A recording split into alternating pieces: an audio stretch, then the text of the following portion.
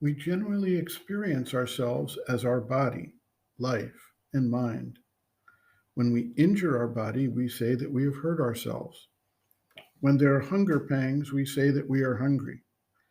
When we experience an emotion, we say that we have become angry or are in love or are feeling lonely or depressed.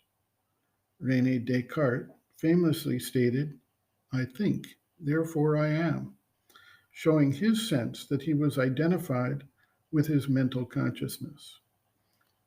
When the body dies, we believe that we die. The Taittiriya Upanishad goes through an exercise to show us that we are not solely the body, the life force, or the mind, but that these are stages in our self awareness that lead us eventually, with concentration, to the true causative levels of knowledge and bliss.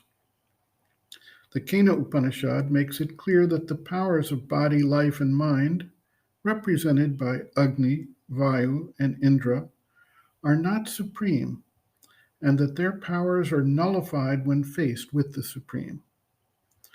Yoga texts speak about the separation of Purusha and Prakriti, the witness consciousness, and the active nature.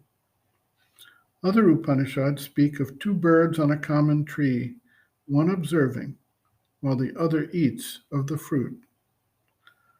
All of these observations are confirmed in the actual experience when an individual slips into the status of the witness himself and experiences that he can view his body, his life, and his mind as something separate and external to him, as if watching a motion picture. The power of detachment from total immersion in the outer external being represents a stage of the development of consciousness as it prepares to break out of the limits imposed by the ego consciousness tied to the body life mind complex. Dr. Dalal observes, quote, in the normal state, consciousness is involved and identified with its instruments, the body, the vital nature, and the mind.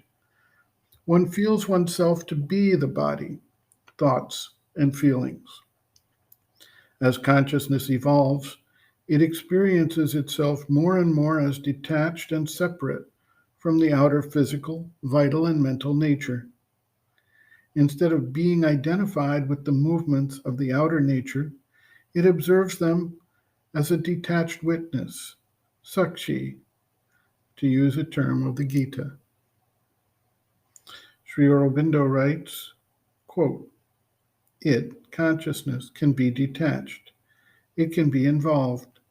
In the human consciousness, it is, as a rule, always involved, but it has developed the power of detaching itself, a thing which the lower creation seems unable to do.